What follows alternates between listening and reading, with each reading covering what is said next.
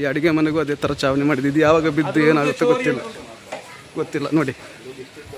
ಇದೊಂದು ಪಿಲ್ಲರ್ ನೋಡಿ, ಈ ರೀತಿ. ಆದರೂ ಇಲ್ಲಿ ನೋಡಿ ಸೋರುವುದು ನೀರು.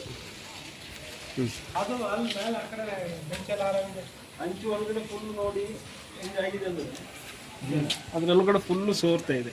ಡೆಮರ್ಸಿಗೆ ಆರ್ಡರ್ ಮಾಡಿದಾರೆ ಅಂತ ಮಾಡಿ.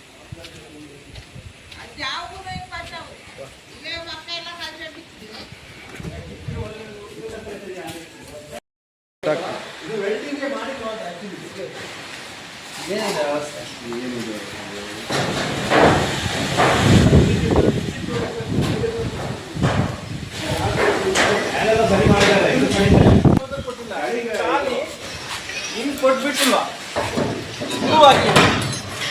ಕಾಲು ಎಡಿಸ್ತು ಮಾಡಿಸಿಲ್ಲ, ನೀಟಾಗಿ ಮಾಡಿಸ್ಬೇಕು ಸರ್. ನೋಡಿದ 2 ಸ್ಕ್ರೂ. ಅದು ಏನಾದ್ರೂ ನಿಮಗೆ ಯಾವ ರೀತಿಯಲ್ಲಿ ಮಾಡಿದ್ದಾರೆ, ಬೆಲ್ಟ್ ಕೂಡ ಮಾಡಿಲ್ಲ. ಸಣ್ಣ ಸಣ್ಣ ಸ್ಕ್ರೂ ಹಾಕಿ ಇಷ್ಟು ದೊಡ್ಡ ಗಾತ್ರದ ಒಂದು ಸೀಟನ್ನು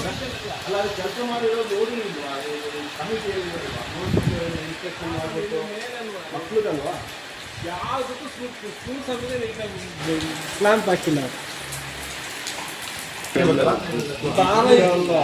ಗಾಳಿಗೆ ಹಾಕ್ಬೇಕಿದು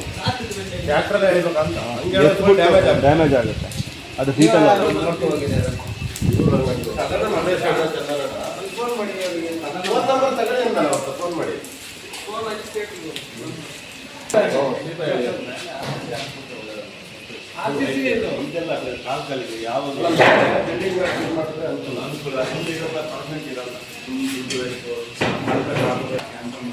ಮಕ್ಕಳು ಕೈ ಹಾಕಿದ್ರೆ ಮಕ್ಕಳು ಏನಾಗ್ಬೋದು?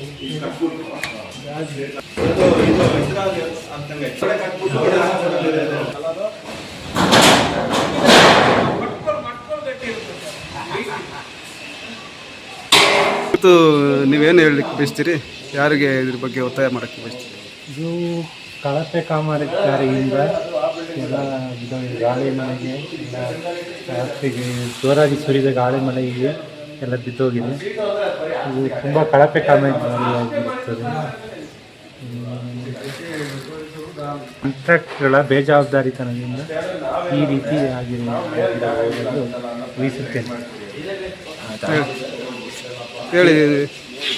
ಬಿ ಮುತ್ತಿಗೆ ಶಾಲಾ ಆವರಣದಲ್ಲಿ ಹೊಸ ಬಿಲ್ಡಿಂಗ್ ಆಗಿತ್ತು.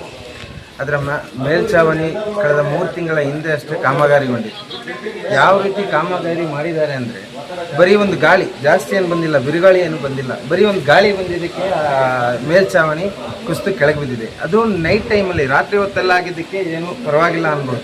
ಅದೇ ಬೆಳಿಗ್ಗೆ ಹೊತ್ತು 50 ಮಕ್ಕಳು ಈ ಸ್ಕೂಲಲ್ಲಿ ಇದೇ ಜಾಗದಲ್ಲಿ ಪ್ರೇಯರ್ ಕೂಡ ಮಾಡ್ತಾರೆ. ಬೆಳಿಗ್ಗೆ ಹೊತ್ತು ಈ ಥರ ಆದರೆ ಇದಕ್ಕೆ ಹೊಣೆ ಯಾರು? ಅದೇ ರೀತಿ ಕಳಪೆ ಕಾಮಗಾರಿಯ ಗುತ್ತಿಗೆದಾರರು ಇದಕ್ಕೆ ಏನು ಜವಾಬ್ದಾರಿ ಕೊಡ್ತಾರೆ ಹೇಳಿ? ಅದೇ ರೀತಿ ಇದಕ್ಕೆ ಇದೇನಾಗಿದೆ ಇದರ ಬಗ್ಗೆ ಸೂಕ್ತವಾದ ಕ್ರಮವನ್ನು ಕೈಗೊಳ್ಳಬೇಕು, ತನಿಖೆಯನ್ನು ನಡೆಸಬೇಕಂತ ನಾನು ಕೇಳಿಕೊಳ್ತೇನೆ. ಸರ್ಕಾರಿ ಹಿರಿಯ ಪ್ರಾಥಮಿಕ ಪಾಠಶಾಲೆ KBE ಮುತ್ತಿಗೆ, ಈ ಶಾಲೆಯಲ್ಲಿ ನೋಡಿ ಇವತ್ತು ಈ ರೀತಿ ಒಂದು ಮೇಲ್ಛಾವಣಿ ಗಾಳಿಗೆ ಉರುಳಿ ಕೆಳಗೆ ಬೀಳ್ತದೆ. ಅದು ರಾತ್ರಿ ಸಮಯ ಬಿತ್ತು ಅನ್ನೋದು ಒಂದು ದೊಡ್ಡ ಇದು ಸಮಾಧಾನಕರ ವಿಷಯ. ಯಾಕಂತಂದರೆ ಅದೇನಾದ್ರು 60 ಶಾಲೆ ಇದೆ, ಮಕ್ಕಳಿದ್ದಾರೆ ಇಲ್ಲಿ. ಈ ಟೈಮಲ್ಲಿ ಏನಾದರೂ ಬಿದ್ದಿದ್ರೆ ಏನಾಗ್ತಿತ್ತು ಪರಿಸ್ಥಿತಿ ಒಮ್ಮೆ ಆಲೋಚನೆ ಮಾಡಿ. ಇದೊಂದು ಕೆಲಸನ ಆ ವಸ್ತುಗಳನ್ನು ನೋಡಿ ನೀವು ಯಾವ ಥರ ಮಾಡಿದ್ದಾರೆ ಅಂತ ನೋಡಿ, ಆ ರೀತಿಗಳು ಕೊಟ್ಟಿದ್ದಾರೆ ನೋಡಿ ಯಾವ ಥರ ಮಾಡಿದ್ದಾರೆ ಅಂತ. ಇದು ಅಕ್ಷಮ್ಯ ದೊಡ್ಡ ಒಂದು ಇದಿದೆ ಇದರ ಹಿಂದೆ. ಇದು ದಯವಿಟ್ಟು ಇದಕ್ಕೆ ಆದಷ್ಟು ಬೇಗ ಇದಕ್ಕೆ ಬಗ್ಗೆ ತನಿಖೆ ಮಂಜೂರವರೇ ನಿಮ್ಮ ಒಂದು ಇದರಿಂದ ಫಂಡ್ನಿಂದ ಇದನ್ನು ಕಟ್ಟಿದ್ದಾರೆ ಅಂತ ನಮ್ಮ ಶಿಕ್ಷಕರು ತಿಳಿಸ್ತಾರೆ. ಸೊ ನೋಡಿ ನೀವು ಕೊಟ್ಟಿರುವಂಥ ಒಂದು ಅನುದಾನವನ್ನು ಈ ರೀತಿ ಒಂದು ಕಳಪೆ ಇದಕ್ಕೆ ಉಪಯೋಗಿಸ್ಕೊಂಡು ಎಂಥ ಒಂದು ದೊಡ್ಡ ಅನಾಹುತಕ್ಕೆ ಕಾರಣ ಆಗ್ತಿತ್ತು. ಇದನ್ನು ನೀವು ಗಮನ ತಗೊಂಡು ನಿರ್ದಾಕ್ಷಿಣ್ಯವಾಗಿ ನಿಮ್ಮ ಕ್ರಮ ತಗೋಬೇಕು.